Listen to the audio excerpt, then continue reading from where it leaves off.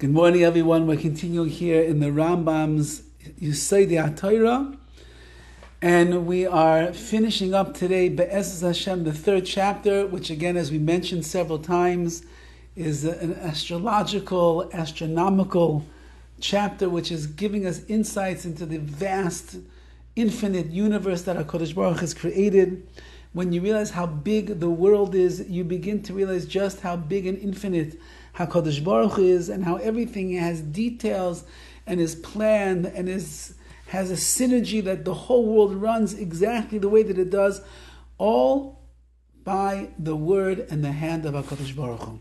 So we'll finish today, starting with Yud, the 10th letter over here, and he says like this: Bara kel lamata migagala yoreach, below the moon, Hashem created Galem echad she'enu k'galem ha'gagolim. He created some kind of a matter that is different than all the matter of the other spheres.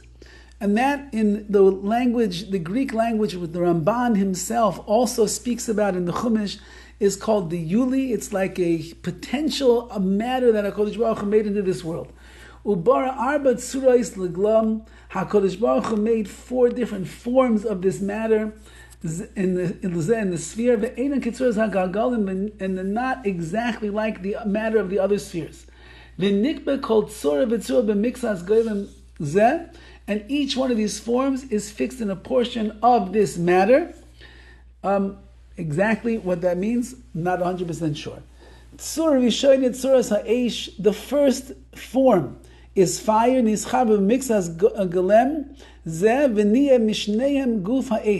So the first form is fire.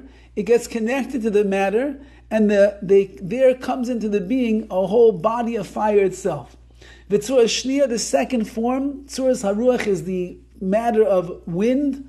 Nischabra b'miktsasai, it's connected, v'niyeh mishneim guf haruach, and then when these matters form together, that is the body of wind.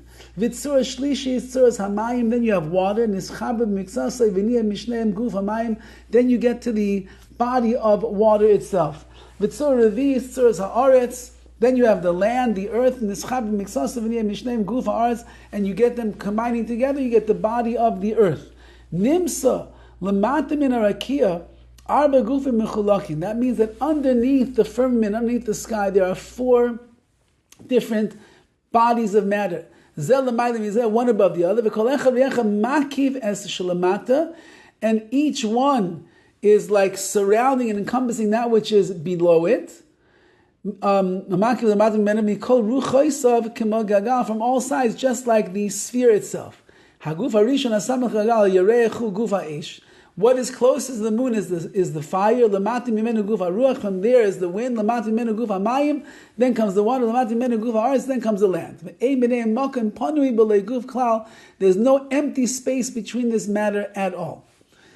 Now, and the last one is Arba Yud Aleph. Arba gufais ha'elu einam bali nefesh.